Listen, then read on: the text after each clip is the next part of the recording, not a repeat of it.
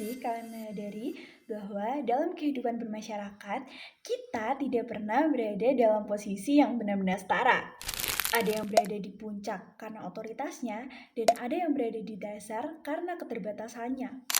Ini bukan sebuah kebetulan, melainkan sebuah struktur nyata yang disebut sebagai stratifikasi sosial. Halo semuanya, saya Ayasya. Di kesempatan kali ini, saya akan mempresentasikan materi sosiologi mengenai stratifikasi sosial. Jadi, mari kita bedah bersama bagaimana masyarakat kita terbagi di dalam lapisan-lapisan tertentu secara vertikal.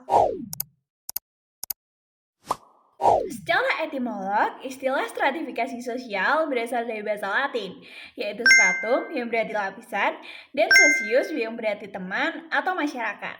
Jadi, definisi stratifikasi sosial secara harfiah adalah tingkatan yang ada di dalam masyarakat.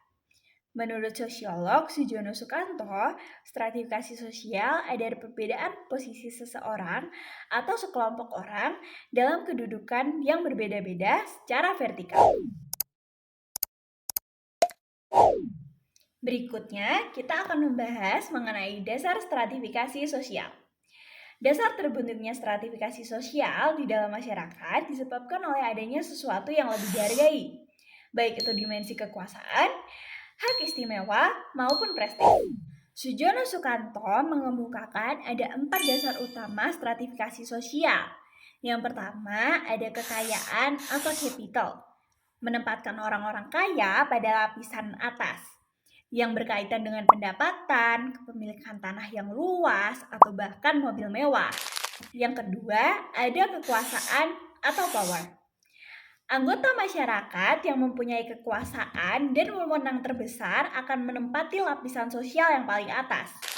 Yang ketiga, ada kehormatan atau nobility. Diukur dari orang yang disegani atau dihormati, seperti golongan bangsawan yang otomatis menyandang status sosial yang lebih tinggi.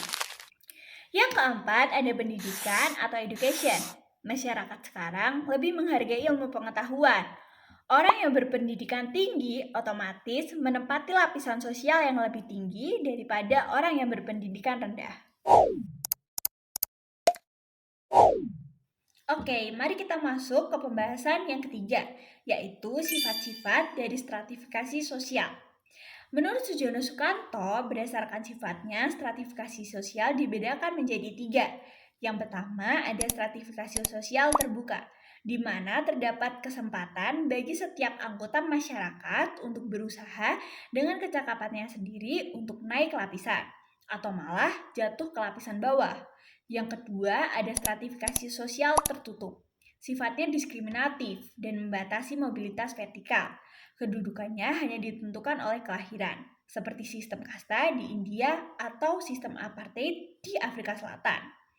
Yang ketiga, ada stratifikasi sosial campuran, kombinasi di mana ada kemungkinan di dalam suatu masyarakat terdapat unsur gabungan 2 sifat. Contohnya, seseorang dengan kasta Brahmana yang dihormati di daerahnya ketika berpindah ke kota besar harus menyesuaikan diri dengan aturan kelompok baru yang dinilai berdasarkan kecakapannya. Ada pula macam-macam stratifikasi sosial. Menurut Paul B. Harton dan Kester L. Hurt, perwujudan stratifikasi sosial menghasilkan kelas-kelas sosial berdasarkan 3 kriteria utama. Pertama, stratifikasi sosial berdasarkan kriteria ekonomi, dibedakan menurut penguasaan dan kepemilikan materi, yang membagi masyarakat secara garis besar ke dalam 3 kelas. Yang pertama ada kelas atas atau upper class, kelas menengah atau middle class, dan kelas bawah atau lower class. Kedua, ada stratifikasi sosial berdasarkan kriteria politik, merupakan perbedaan masyarakat menurut pembagian kekuasaan.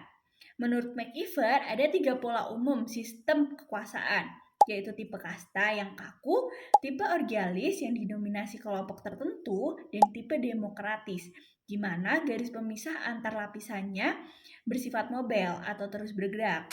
Yang ketiga, ada stratifikasi sosial berdasarkan kriteria mata pencaharian, menilai prestis dari pekerjaan seseorang yang dibagi menjadi 6 lapisan, mulai dari kelas elit, kelas profesional, kelas semi-profesional, kelas skill, kelas semi-skill, hingga kelas unskill seperti pekerja kasar.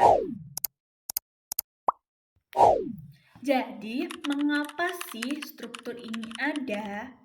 Stratifikasi sosial memiliki beberapa fungsi yang krusial.